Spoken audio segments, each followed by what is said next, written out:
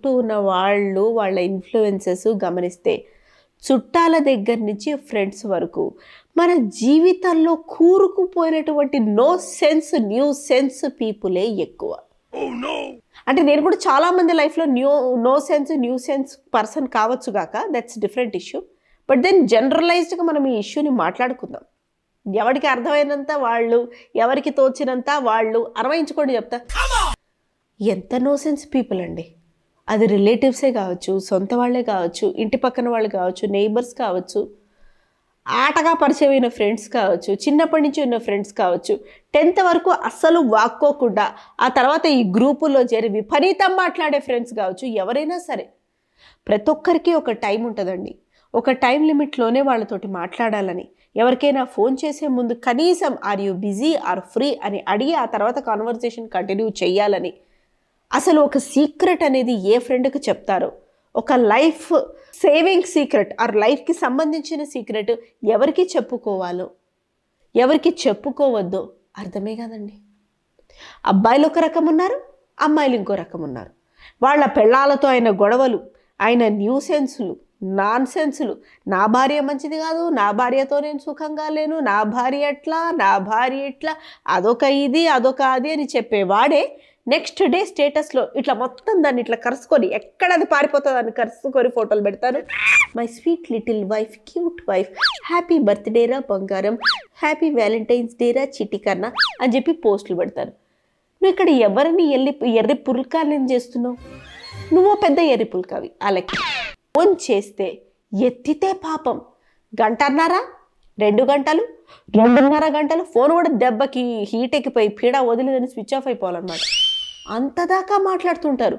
వాళ్ళు చిన్నప్పటి నుంచి ఫేస్ చేసిన, వాళ్ళ సంసారంలో ఫేస్ చేసుకున్న, వాళ్ళ రిలేటివ్స్ తోటి ఫేస్ చేసుకున్న విషయాలన్నీ చెప్పి చెప్పి చెప్పి ఒకసారి చెప్పారు, 2 సార్లు చెప్పారు, చాలు కదా.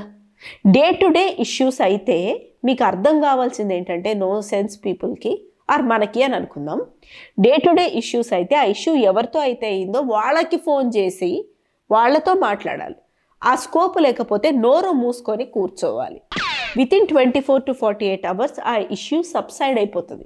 అది ఎంత పెద్ద ఇష్యూ అయినా సరే. That is life. ఏజ్తో సంబంధం లేకుండా మనం అందరం కొంచెం వైరాగ్యం అలవాటు చేసుకోవాలి. అప్పుడే పక్కన వాళ్ళ జీవితంతో 2020 ఆడుకోకుండా ఉంటాం మనం. టైం కాని టైంలో మెసేజ్లు, టైం కాని టైంలో ఫోన్లు, ప్రతి చిన్న పెద్ద దానికి ఫోన్లు. వాళ్ళకి ఏ ఎమోషన్ వచ్చినా ఫోన్ చేసి మనకి చెప్పేస్తూ ఉంటారు. అండ్ మనం ప్రతిసారి ఫోన్ ఎత్తి మినిమం 45 minutes to 1 hour తక్కువ కాకుండా వాళ్ళతో మాట్లాడాలని వాళ్ళు ఎక్స్పెక్ట్ చేస్తూ ఉంటారు. అంటే మనకు టైం ఉండదా, పని పాట ఉండదా? సరే, పని లేదు, పాట లేదు, ఆట లేదు, కనుక మన బిజినెస్లు మనకు ఉంటాయి కదా. కామ్గా కూర్చోవడం అనేది కూడా ఒకటి ఉంటుందని ప్రాక్టీస్ చెయ్యాలి కదా. వాగి వాగి వాగి వాగి ఈ 10-15 నిమిషాలు వాగుతున్నందుకే నా గొంతు అప్పుడప్పుడు పొయ్యి ఎక్కడికో వస్తూ ఉంటుంది. వీళ్ళైతే 24 గంటలు మాట్లాడుతూనే ఉంటారు. అది ఏం అలవాటో నాకు అర్థం కాదు. ఆమె మొగుడు గురించి 1.5 గంటలు చెప్తుంది ఒక నో సెన్స్ లేడీ. అంటే చుట్టుపక్కల ఉన్న వాళ్ళు ఇన్ జనరల్ ఎలా ఉంటారో చెప్తాను.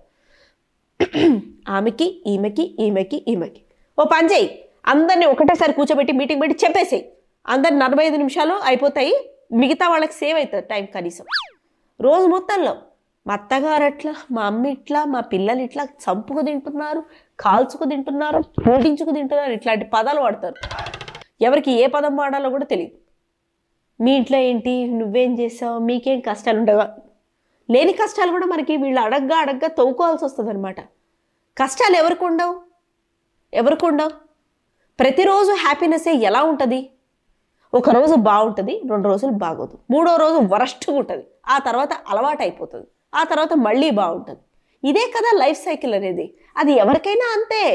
మనకు కోటాను లేవు కాబట్టి డబ్బు అనేది పారామీటర్గా చూపిస్తున్నాం. నిజంగా 10 కోట్లు ఉన్నవాడికి కూడా 100 కోట్ల కష్టం ఖచ్చితంగా ఉంటుంది. Why can't appreciate life? కూతురు గురించి తల్లి బాధపడిపోతుంటుంది, కొడుకు గురించి తల్లి బాధపడిపోతుంటుంది, తల్లి గురించి కూతురు బాధపడిపోతూ ఉంటుంది, పిల్లల గురించి ఆవేదన పడిపోతుంటారు. అరే వాళ్ళ తలరాత ఎలా రాసుంటే వాళ్ళు అలా ఉంటారు. నీ బిట్ నువ్వు చెయ్యి, తర్వాత నోరు మూసుకొని కూర్చో. గంటలు ఎవరికి ఓపిక ఇంట్రెస్ట్ ఉంటుంది? అక్కడి నుంచి మన లైఫ్లో దూరి అవసరం లేకపోయినా సలహాలు ఇస్తారు. పెళ్లి కాకపోతే చేసుకోమని, కుదిరితే అరేంజ్ మ్యారేజ్ చేసుకోమని, ఎవరైనా లవ్ ఉంటే అది లవ్ ఇన్ఫాక్చువేషన్ అర్థం కాక మనం ఆలోచిస్తూ ఉంటాం. వీళ్ళే లవ్ అని తేల్చేసి ప్రపోజ్ చేపించేసి పెళ్లి కూడా చేపించేస్తారు. ఆ కన్ఫ్యూజన్లోనే మనం లైఫ్ అంతా అయిపోతుంది. పిల్లలు ఇద్దరిని కను బాగుంటుంది, ఒకరేనా ఇద్దరిని కనండి, ఇద్దరిని కనాలండి. అరే అరే గ్యాప్ మాట్లాడి, చిన్నపాటి గొడవ అయితే చాలు విడగొట్టేదాకా వదులుకోరు. నువ్వు మాట్లాడు, పంచాయి, నువ్వు మీ పుట్టింటికి వెళ్ళిపో. తర్వాత మేజర్గా ఏదైనా అయితే నేనేదో చెప్పాను, నువ్వు కూడా బుర్రవాడాలి కదా అనేస్తారు చాలా ఈజీగా. అంత దానికి ఎందుకు చెప్తావు?